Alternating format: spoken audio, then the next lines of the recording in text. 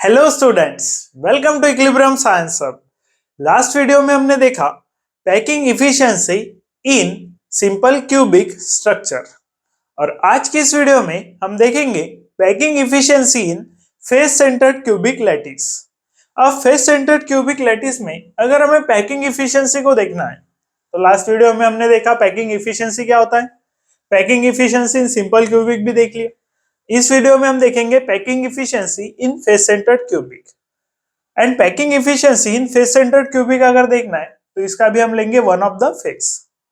अब face centred cubic में हमने पढ़ा था that is face centred cubic अगर स्ट्रक्चर है, देख सकते हैं यहां पर देखेंगे फेस सेंटर्ड क्यूबिक स्ट्रक्चर है। तो इस फेस सेंटर्ड क्यूबिक स्ट्रक्चर में देख सकते हैं यहां पर पार्टिकल्स प्रेजेंट होंगे एट कॉर्नर्स।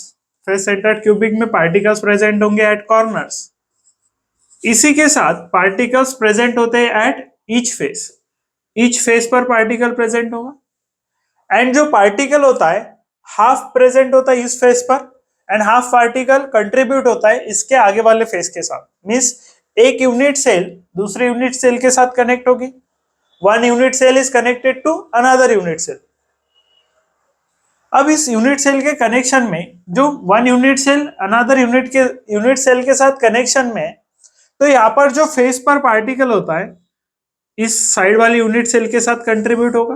देख सकते हैं one unit cell and side वाली यूनिट सेल दोनों में कंट्रीब्यूट होगा एंड हाफ हाफ डिवाइड हो जाएगा।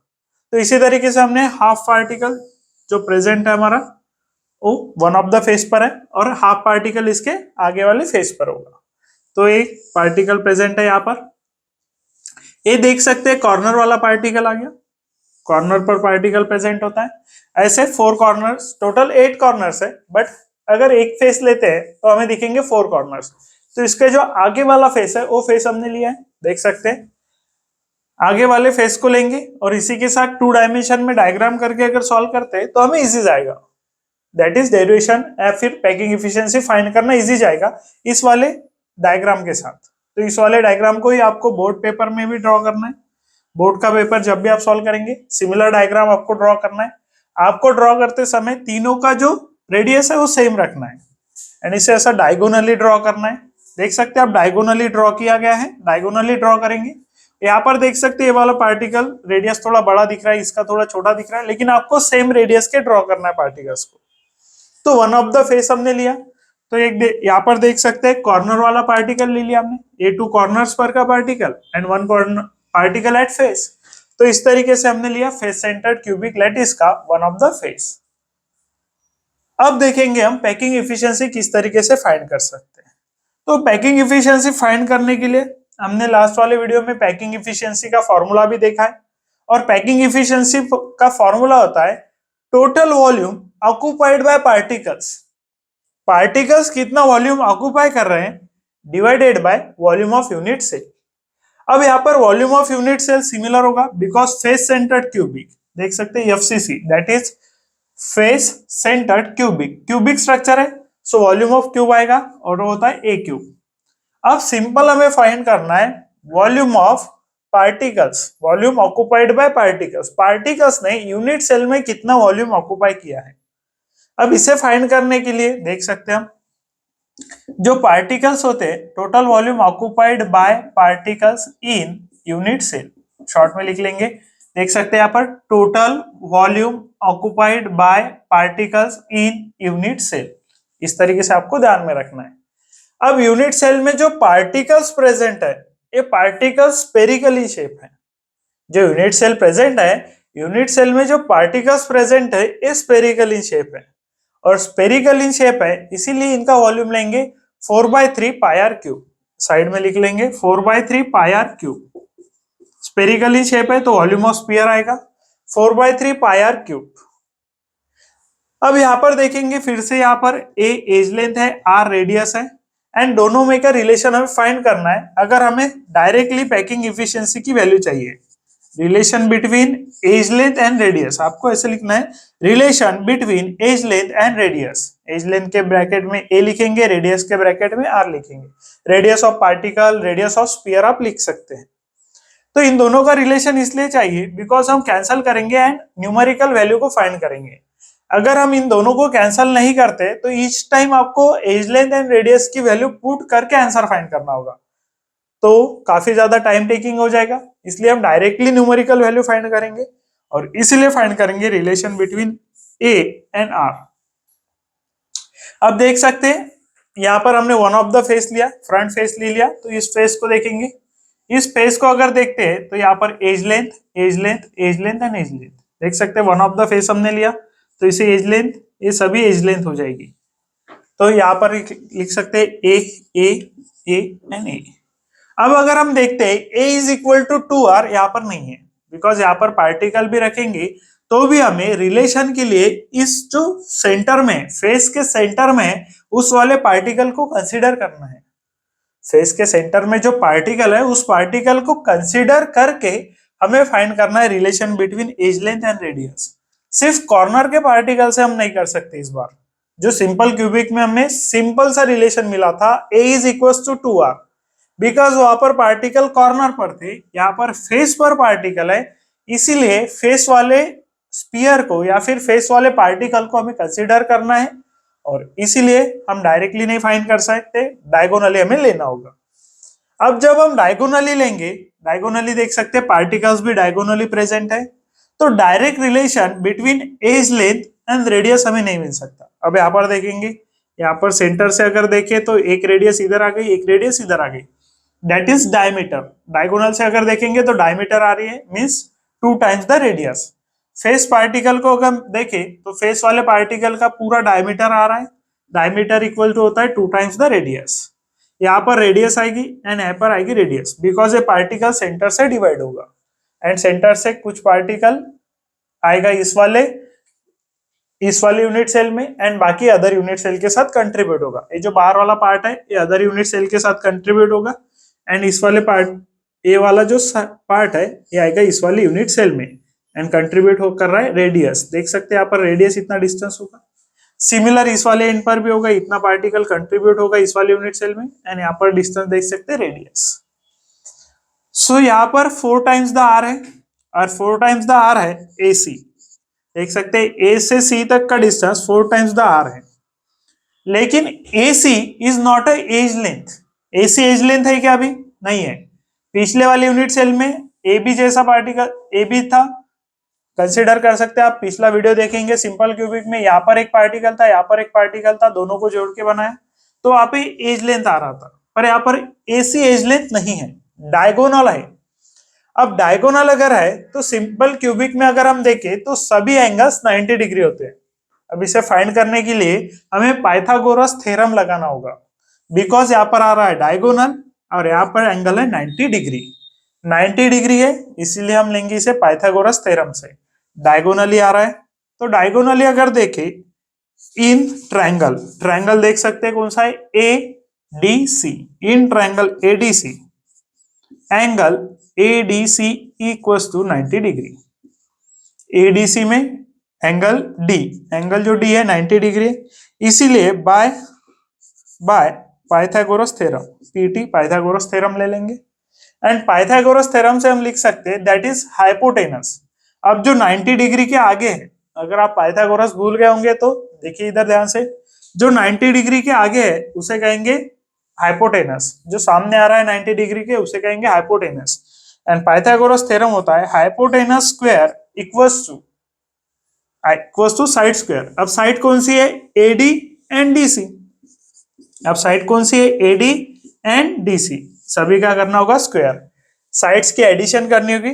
साइड के स्क्वायर की एडिशन इक्वल्स टू डायगोनल का स्क्वायर। अब डायगोनल का स्क्वायर देख सकते हैं यहाँ पर, फर्स्ट हम इसे निकाल लेंगे, फर्स्ट हम रिलेशन फाइंड करेंगे। तो डायगोनल का स्क्वायर इक्वल्स टू देख सकते हैं AD की वैल्यू अगर पुट करते हैं तो देख सकते हैं AD is A, so A square आ गया। DC is also A। आप देख सकते हैं पाइथागोरस थ्योरम से AC स्क्वायर इक्वल टू मिल गया हमें ट्वाइस A स्क्वायर, और यहाँ पर AC की वैल्यू हमें पहले से मिली है in terms of radius, equation 1। यहाँ पर AC की वैल्यू मिलेंगी हमें in terms of edge length. So left hand side को इक्वल करके राइट हैंड साइड की वैल्यू हम रिलेशन फाइंड कर सकते हैं। यहाँ पर लेंगे हम that is AC square equals to A square plus A square 2A square, देख सकते हैं यहाँ पर A square plus X square हो जाएगा 2a स्क्वायर। यहाँ पर लेंगे बाय टेकिंग स्क्वायर रूट लेंगे। यहाँ पर स्क्वायर रूट अगर लेते हैं हम यहाँ पर देख सकते हैं यहाँ पर अगर हम लेते हैं स्क्वायर रूट तो AC स्क्वायर का आ जाएगा AC इक्वल्स टू 2 का स्क्वायर रूट आएगा that is under root 2। A square का स्क्वायर रूट आएगा A, AC स्क्वायर का स्क्वायर रूट आया AC, 2 का स्क्वायर रूट आएगा अंडर रूट 2, A स्क्वायर का आएगा A। अब यहाँ पर देख सकते हैं हमने रिलेशन फाइंड किया AC equals to root 2A and AC equals to 4R। Left hand side equal है, राइट हैंड साइड इक्वल होगी। तो रिलेशन फाइंड करने के लिए हमें थोड़ा सा दिक्कत हुई और रिलेशन हम कैसे फाइंड करेंगे तो इस तरीके से देख सकते हैं।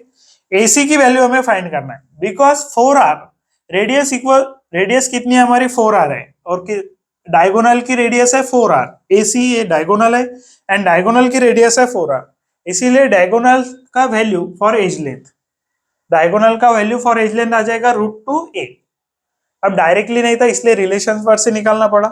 अब देख सकते हैं यहाँ पर लेफ्ट हैंड साइड AC है, राइट हैंड साइड को लिखेंगे 4R equals to root 2 into 8। अब relation between A and R चाहिए तो R इक्वल्स टू इक्वेशन को करना होगा हमें R equals to, so R equals to आ जाएगा रूट 2 अपॉन 4। अब R equals to root 2 upon 4 आ गया, इसे और सिंप्लीफाई कर सकते हैं दैट इज 4 को लिख सकते हैं 2 इंटू 2। अब 4 को 2 इंटू 2 लिखने के बाद फिर से देख सकते हैं रूट 2 इंटू A।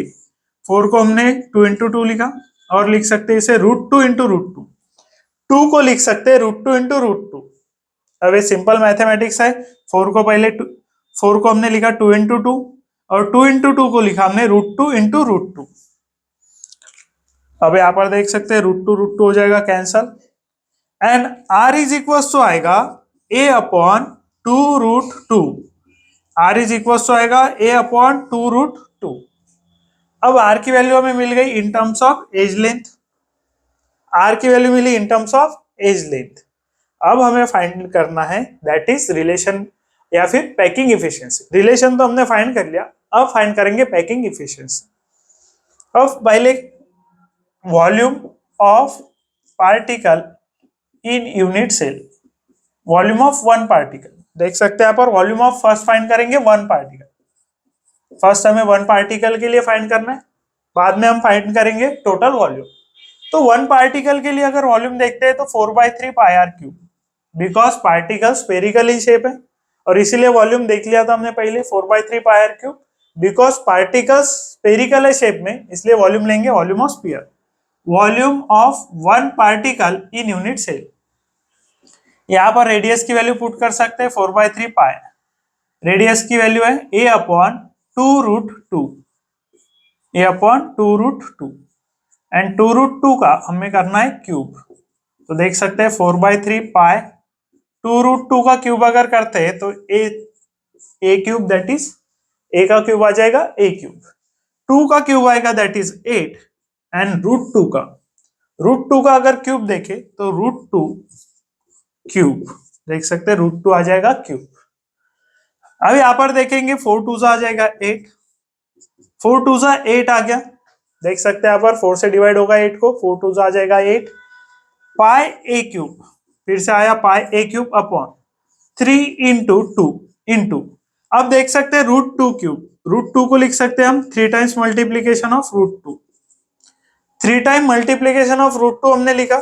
अब root 2 into root 2 simple mathematics है, फिर से रूट 2 इंटू रूट 2 लिख सकते हैं 2 रूट 2, रूट 2 इंटू रूट 2 लिख सकते हैं 2 रूट 2। तो देख सकते हैं यहाँ पर आ गया 2 रूट 2।